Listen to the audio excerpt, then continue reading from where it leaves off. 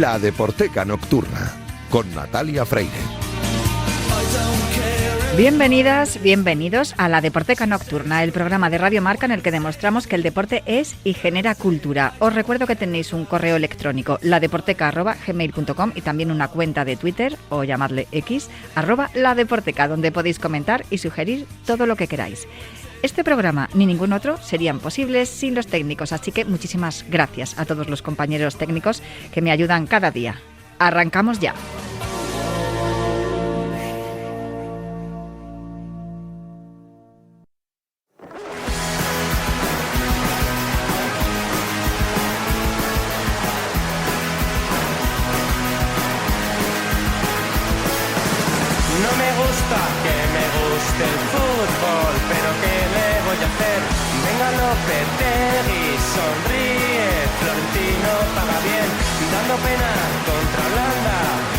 Casi rompo la pared y mi colega con la mano me pide calma como Cristiano. El maldito lo. Y aquí estamos en Himno Titular con Julio Ruiz, un viernes más, que me trae hoy un par de canciones que conozco muy bien, pero todavía no sé por qué me las trae. Muy buenas, Julio, ¿cómo estás? Hola, ¿qué tal? Sí, yo tampoco sé exactamente, porque tengo aquí el petete. ¿Qué quieres que te...? Me has traído a Frankie Goes to Hollywood y a Radio Futura, en el orden inverso. Radio Futura primero y Frankie Goes to Hollywood. Sí, claro, porque, a ver, te cuento. ¿Hemos hecho algo de boxeo ya?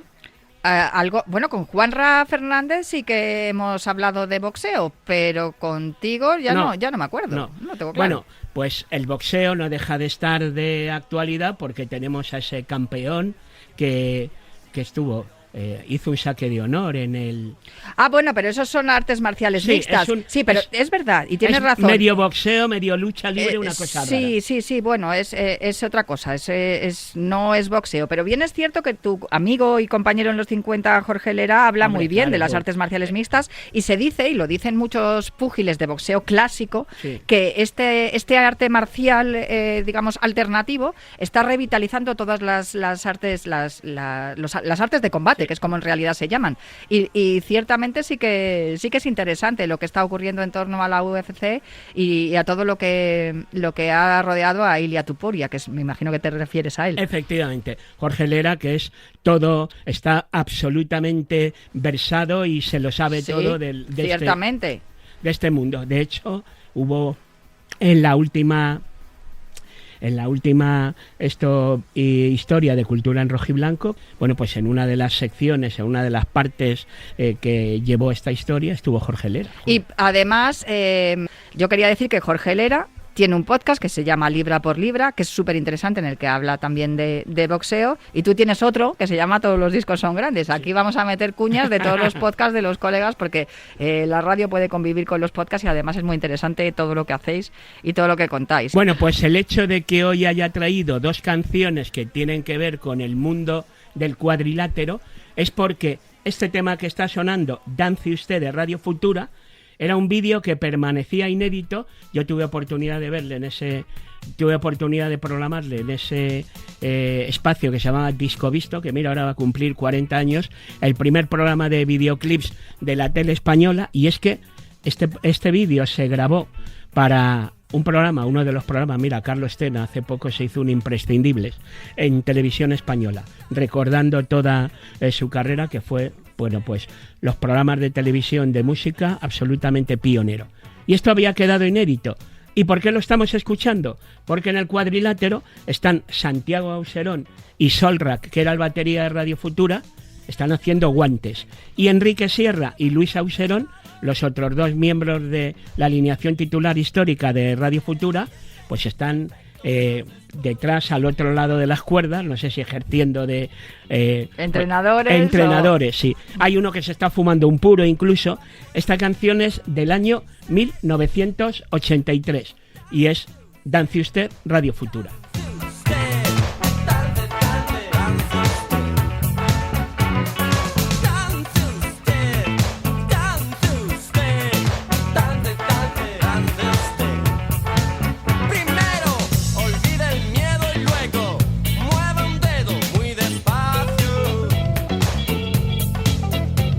Libere la presión interior.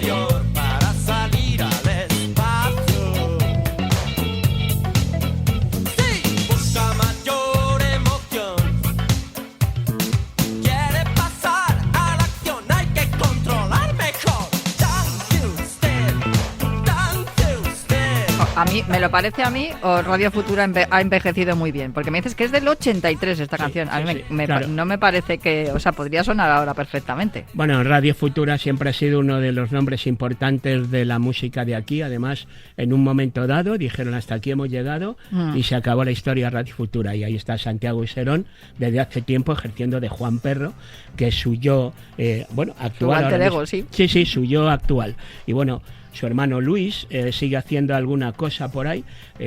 Desgraciadamente, Enrique Sierra, ese guitarrista fenomenal y que, por ejemplo, en la estatua del Jardín Botánico y en algún que otro vídeo aparece ahí con esos pinchos en la cabeza. Bueno, un gran guitarrista. Radio Futura fue una banda absolutamente importante en la historia de la música de este país y esto es del año 1983. Y fíjate que esto va a aparecer como una especie de promo de ese programa de videoclips que se llamaba Disco Visto y que presentaba María Nelson, Carlota Nelson, que ahora es directora de documentales. Ha hecho uno de Cristina García Rodero, absolutamente impresionante, pero en aquella época, que tenía 14, 15 años, fue la presentadora del programa. Y en ese programa, que ya digo que ahora cumple 40 años, pues resulta que hubo la oportunidad de poner estos dos vídeos, el que acaba de la canción que acaba de sonar ahora de Radio Futura y que es una canción del año 1984, hablando de la guerra nuclear, el alerta de un ataque aéreo. Efectivamente se desarrolla la acción en un ring, la banda de Holly Johnson y con la amenaza de la destrucción total, que es como acaba el vídeo, están peleando Reagan, representando a los Estados Unidos de América, y Chernenko, que era entonces el mandatario de la Unión de Repúblicas Socialistas Soviéticas. La Unión Soviética. Se dan todas las leches del mundo y al final pues acaba todo, pues eso, destrucción total. La canción Two Tribes.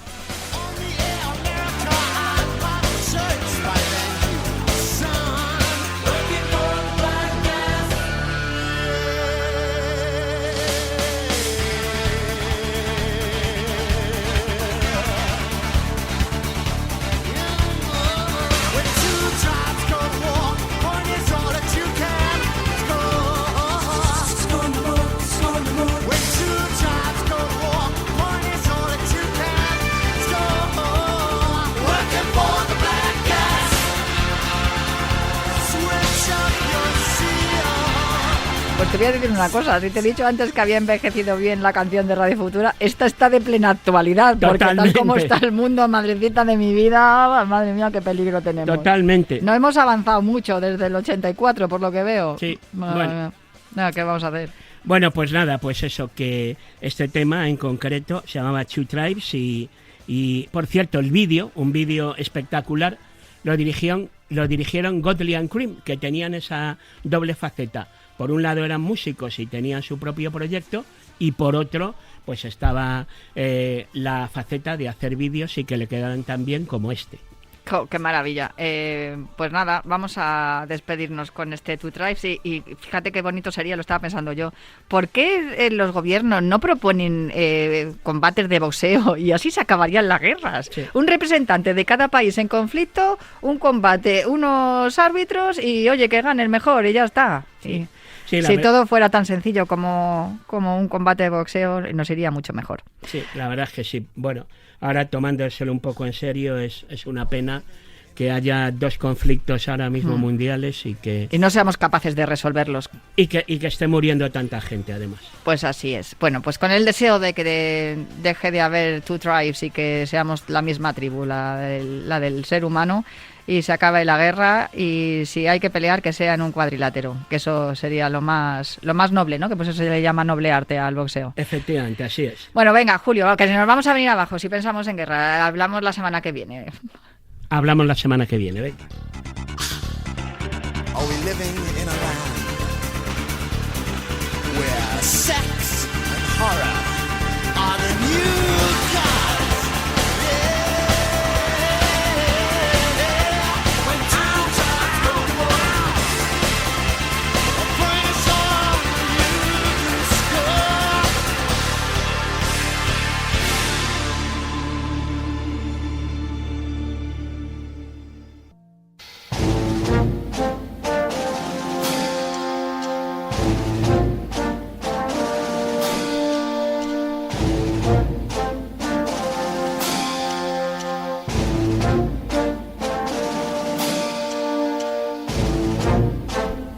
Primer programa del mes de junio y el último de esta sección en la temporada regular, por decirlo de algún modo, porque ya sabéis que en esta temporada, durante los primeros programas de mes, estamos hablando especialmente de cine y deporte en la sección titulada Cámara y Acción, que presenta y dirige el director, profesor, productor, realizador y guionista. Le falta actuar, Juanra Fernández. Muy buenas, Juanra, ¿qué tal? Hola, ¿qué tal? Muy bien, Natalia, muy bien. Oye, y lo tuyo además que es un no parar. Has presentado recientemente un libro, te vas a Nueva York también para rodar un documental sobre fans. Bueno, es que luego decimos que no hay trabajo para los artistas en España y parece ser que sí, ¿no? Bueno, otra cosa es que os paguen bien, pero por lo menos trabajo parece que hay. Sí, trabajo hay. Hay que ser perseverante y consigues trabajar. Sí, acabo de presentar un cómic que, bueno, El fin del mundo, que lo publica Cascaborra Ediciones. Lo he hecho con el dibujante Daniel Tomás y muy bien, la verdad. Lo presentamos la semana pasada en Toledo y genial. Tiene muy buena pinta el cómic, estoy deseando leerlo. Con respecto a los documentales que vas a rodar o que estás rodando ya, tiene que ver con el fenómeno fan. Tú fíjate lo que es el fenómeno fan en la música, pero también en el cine, ¿no? Claro, la música la vamos a tratar y en el cine también. Vamos a hablar con coleccionistas, ¿no? De props o de objetos que han salido en diferentes películas, pero todo eso lo vamos a abarcar. Y gente que ama el cine hasta el punto de por ejemplo, lo que vamos a rodar en Nueva York es Los Cazafantasmas, ¿no? El Ghostbusters Day, que se van a reunir allí pues todos los grupos de recreación, ¿no? de esta fabulosa película, y pues van a estar celebrando el 40 aniversario en la estación de bomberos y nosotros vamos a estar allí con ellos. Bueno, en esta última sección de la temporada regular, por utilizar también un término así deportivo, vamos a hablar, que como no podía ser de otra manera, Juanra, de olimpismo, porque claro, tenemos los Juegos Olímpicos ya a la vuelta de la esquina y hemos hablado mucho de otros deportes. Fíjate, acabamos de hablar ahora mismo con Julio también de la relación de algunas canciones con el boxeo, que fue la última sección del deporte del que hablamos aquí en la última sección de Cámara y Acción, pero hoy me traes olimpismo. Y además vas a hablarme de una figura a la que yo admiro muchísimo, a pesar de todo. Te voy a dejar hablar porque si no dejo que lo cuentes. Y es muy interesante escucharte. Sí, además esa figura tiene mucho que ver con el cómic que acabo de presentar, sí, ¿no? Con el fin del mundo. El fin del mundo, Alemania, los nazis y esas cosas. Efectivamente, pero claro, si vamos a hablar de Olimpiadas, no nos queda más remedio que hablar de ella, porque ella es la precursora del cine moderno, sin duda, y es un personaje que se le ha reconocido tardíamente, lógicamente, también por la situación política en la que ella vivió y para quien trabajó, pero bueno. Pero antes de hablar de ella, pues yo qué sé, podemos también hablar, o sea, si hablamos de cine de Olimpiadas, bueno, se acaba de estrenar ahora uno también, ¿no? Una película en España, Caída Libre, con Belén Rueda, ¿no? Producida por Bayona, y no la he visto todavía, no me ha dado tiempo, pero bueno, por lo poco que sé de ella, pues claro, el trasfondo es, sí, la gimnasia artística, pero poco más, ¿no? Se centra más en el personaje de la protagonista, que creo que Belén Rueda está estupenda, bueno, como siempre. Tendremos que hablar, ver la película y luego hablaremos de ella. Mira, ya tenemos deberes para la temporada que viene. Sé que hay también un documental que ha rodado el COI. Sí que es cierto, Juanra, yo creo que convendrás conmigo en que el documental es un género que le va perfecto a la épica del deporte, ¿no? Ya se ha hecho efectivamente, también. Y ahí nos va a llevar otra vez a hablar de la que te he dicho que hoy debería ser la protagonista de la sección.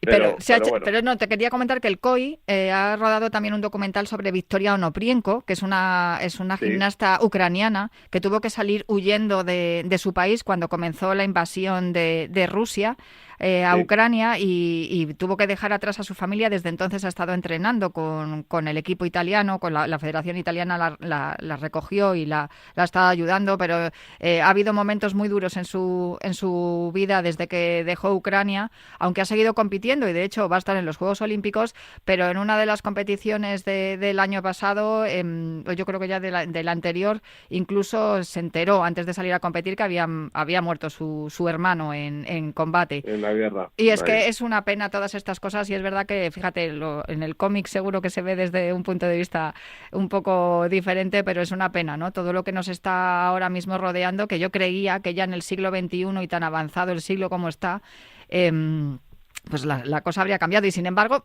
creo que me vas a hablar de otra película que también tiene que ver con lo que está ocurriendo en la pero situación haciendo alusión coyuntural. a lo que acabas de Sí. decir, o sea, ahí al final Alan Moore tiene mucha razón. Alan Moore es uno de los guionistas más importantes de cómic, ¿no? Y él dice que las ideas están en el aire y que al final el que las coge es el que las hace, ¿no? Y hay veces que hay personas que cogen la misma idea. Porque me acaba de decir que el documental que ha hecho el COI es sobre esta gimnasta ucraniana. Y Victoria Noprienko. curiosamente, sí, claro, y curiosamente la coprotagonista, el personaje coprotagonista junto a Belén Rueda es una gimnasta ucraniana también, Angélica, la de Caída Libre producida por Bayona. O sea, para que veas que debe ser casualidad, pero no, de pero hecho han es que salido Bayona contó que ella también tuvo que salir huyendo de Ucrania y que llegó creo que a Barcelona, y ahí fue donde empezó también pues a entrenar con gimnastas en clubes españoles y bueno, pues llegó a los castings y mira tú por dónde, que les vino perfecta, que tanto su historia como su parte interpretativa y sobre todo su parte deportiva Sí. y técnica, ¿no? Para la hora de interpretar un personaje que yo creo que está hecho a medida para ella. En cualquier Perfecto. caso, te decía que también que con todo lo que rodea las guerras, invasiones, atentados, Justo. etcétera, tenemos otra película también ambientada en los Juegos Olímpicos de la que me querías hablar. Claro, está ambientada, empieza en los Juegos Olímpicos, ¿no? Quizás en los Juegos Olímpicos más trágicos de la historia, que fueron los de 1972 en Múnich, ¿no? Con ese atentado que hizo Septiembre Negro contra los atletas judíos, ¿no? Que estaban allí. Y ya nos retomamos otra vez al enfrentamiento judeo-palestino, ¿no? Que es ya casi eterno, podríamos decir, porque todos lo conocemos ya desde que nacimos, ¿no? Ese enfrentamiento continuo, que por desgracia ahora pues está muy, muy, muy, muy de moda. Múnich es la película que hizo Steven Spielberg, que tuvo mucha polémica también en su día, pero bueno, él es judío, lo sabemos, y sin embargo hizo una visión bastante cruda, ¿no? de lo que fue el Mossad, ¿no? El nacimiento del Mossad prácticamente para aniquilar a los palestinos, para ir a buscarlos, es decir, pues lo que sería un contraterrorismo o algo parecido a eso, ¿no? Y es curioso porque esta película tuvo 5 nominaciones al Oscar y no ganó ninguna. Pero también tenemos que tener en cuenta que la industria hollywoodiense pues es sobre todo judía y no creo que quisieran premiar algo como esto. Claro. No lo sé. Pero es una película que, pues de desgracia, ahora mismo está de moda otra vez. Yo la recomiendo, a mí de Steven Spielberg, aunque es de las más crudas, me gusta mucho, con un Eric Bana estupendo haciendo el papel protagonista, y creo que la gente, dentro de lo que es una película dramática, ¿no? Pues pueden disfrutar con lo bien hecha que está por parte del savoir-faire de Steven Spielberg. Desde luego que sí. Aunque si hay una película que nos lleva a los Juegos Olímpicos así, solamente y por la sintonía de Vangelis, ya solamente Sí. con escuchar la sintonía de Carros de Fuego, desde luego todo el mundo piensa ya, cuando hablas de una peli de Juegos Olímpicos, la gente normalmente te responde Carros de Fuego. Nos vamos al París de 1924, ¿no? Con estos atletas británicos, ¿no? Y esa epopeya, ¿no? Que es el bueno, pues el conseguir, ¿no? La superación, ¿no? Y llegar a correr, y esa imagen mítica, ¿no? De ellos corriendo por la playa con esa música que dices tú de Vangelis, pues sin duda es la imagen, ¿no? De lo que sería el cine de ficción de Olimpiadas. Dos Sin atletas, duda. por cierto, que además existieron y hay mucha literatura Sí, e historia es sobre ellos. es un biopic, ¿no? De los dos protagonistas, Sí, ¿no? que los dos participaron en esos Juegos Olímpicos y cada uno con una historia muy diferente, pero al final se habla un poco de ese espíritu olímpico, ¿no? Del que siempre intentamos, ¿cómo se dice? Empaparnos. Contagiarnos, sí, eso es. Sí, Eso es. justo. Bueno, Bueno. déjame ya, porque si no nos vamos a quedar sin tiempo y yo necesito que me hables de esta mujer, que además, una mujer, en pleno gobierno de Adolf Hitler, en una Europa absolutamente enfrentada, dividida, que con esa previa de la Segunda Guerra Mundial y unos Juegos Olímpicos que se celebraban en Berlín, y a Adolf Hitler no se le ocurre otra cosa que Encargárselos a ella. encargárselo a una mujer. No sé, Goebbels, qué pensó de ello.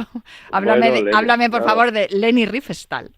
Bueno, Goebbels estaba encantado con Leni Riefenstahl porque ten en cuenta que había hecho el triunfo de la voluntad y había sido una realización espléndida dentro de lo que es la visión de la Alemania nazi, ¿no? O sea, estéticamente esto es muy complicado decirlo, pero también les hacía Hugo Boss los trajes y la gente sigue comprando la marca Hugo Boss, ¿no?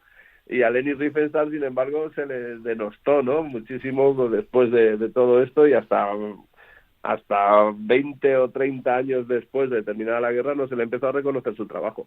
Pero bueno, ella fue la directora, la productora, el guión, el montaje, lo hizo todo. Yo creo que es la artífice del cine moderno, porque si tú ves Olimpia y te fijas en esos planos que hay, o sea, y piensas que está hecha en la época que está hecha, o sea, dices, pero bueno, ¿cómo puede ser si esto se hizo en 1933? O sea, ¿cómo tiene esa visión cinematográfica, ¿no? Que es el lenguaje también utilizado, ¿no? Esos contraplanos que utiliza, esos primeros planos que se acerca sin ningún temor, esos planos generales en los que se ve a la multitud, se ve esas composiciones perfectas en cada cuadro.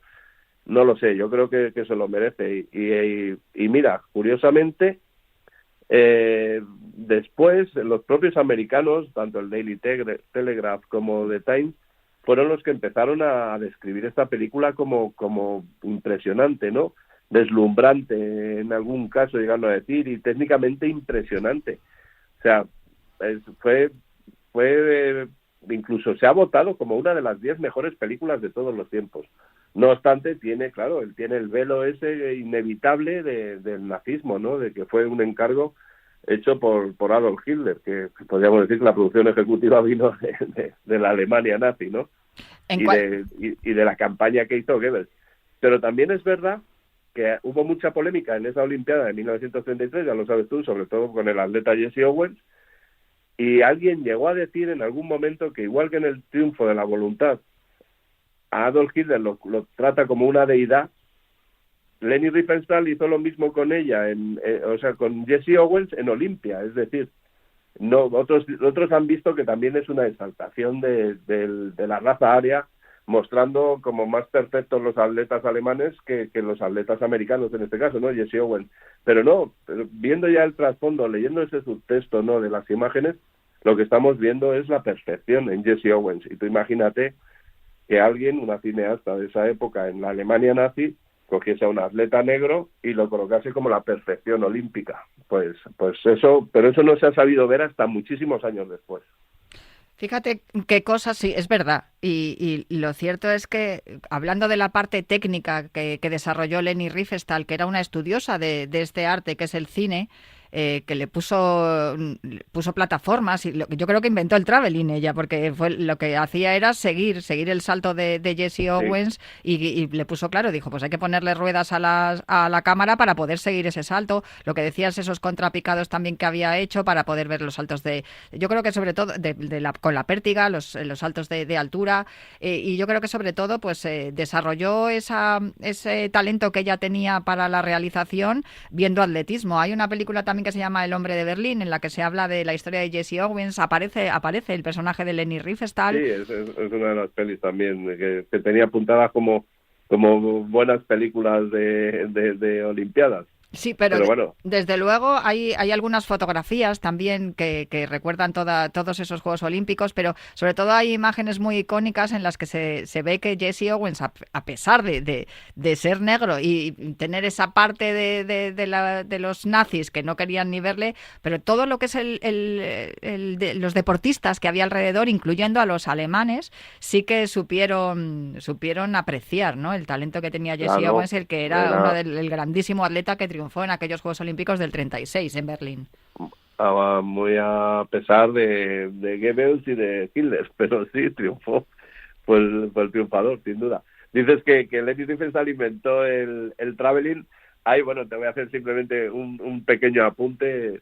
Ya Segundo Chomón, nuestro paisano español, en 1898 ya hizo algo muy parecido a un traveling en un parque en Barcelona, que era simplemente él no sabía ni lo que estaba haciendo en ese momento porque no tenía nombre, no era ni traveling ni nada, pero ya hizo un paseo por el parque con ese movimiento sutil de la cámara y que podríamos decir que es el traveling. Pero sí, Leni Riefenstahl utilizó técnicas que todos las estamos utilizando después y que partieron de ella, fueron de su portentosa cabeza o de su portentosa visión estética que tenía. Hay una imagen de lo que te estaba hablando, de que eso también lo supo captar Leni Riefenstahl en Olimpia, esas imágenes con Lund Long, el atleta ario ario, claro, sí, era alemán, con el que hizo muy buena amistad Jesse Owens, que también se ve en esta película en El héroe de Berlín, y claro, da la sensación de que aunque el encargo de Hitler era para destacar los grandísimos atletas que había en Alemania y que iban a triunfar en esos juegos, que también es verdad que yo creo que estaban un pelín amañados, por decir un pelín o un mucho, pero lo cierto es que en Olimpia se destaca más lo que es la parte deportiva y lo que tiene que ver con el olimpismo y sobre todo la parte técnica cinematográfica. Las imágenes son brutales y es que estamos hablando de una película que se rodó las imágenes se ruedan en el 36 cuando se celebran los Juegos y luego se hace la película, sí, un año después. Se hace un año después y lo cierto es que la calidad de la imagen y cómo se hizo todo y sobre todo lo que podemos ver en Olimpia no se ciñe a lo que es una exaltación del nazismo como sí ocurría en el triunfo de la Pontoise. Y luego hay que recordar también que Leni Riefenstahl siguió investigando en cuanto a la forma de filmar, ¿no? Porque después se hizo una experta también en filmaciones subacuáticas, Juanra. Sí, ella, bueno, ya te digo que fue innovadora 100%, o sea, ella era fotógrafo antes y bueno, de ahí cayó, ¿no?, en lo que es el mundo del cine, ¿no?, en la experimentación, porque todos en esa época estaban empezando a experimentar, o sea, el cine era algo relativamente nuevo, y ella fue como una de las innovadoras y claro, una gran investigadora, y hizo de todo. Bueno, pues con eso me quedo, con una mujer triunfando en plena gobierno de Hitler en la Alemania nazi y pues que al final revolucionó lo que es la forma de rodar, la forma de hacer cine y sobre todo el cine documental y que nos ha servido tanto y mira qué bien para que... Cine documental, teniendo en cuenta que ella, aparte de fotógrafo, había sido actriz también, o era actriz. Sí, así o sea es. Que mira. Sí. Pues Juanra, bueno, un placer charlar contigo. Te damos vacaciones, pero seguiremos escuchando los mejores momentos de esta sección en las próximas semanas a partir del mes de julio. Y nada, te agradezco muchísimo que hayas participado esta temporada en la Deporteca. Espero que te hayas disfrutado tanto como yo y como nuestros oyentes. Lo he pasado muy bien, así que nos vemos pronto otra vez. Hablamos. Un abrazo, Juanra. Un abrazo enorme, muchísimas gracias.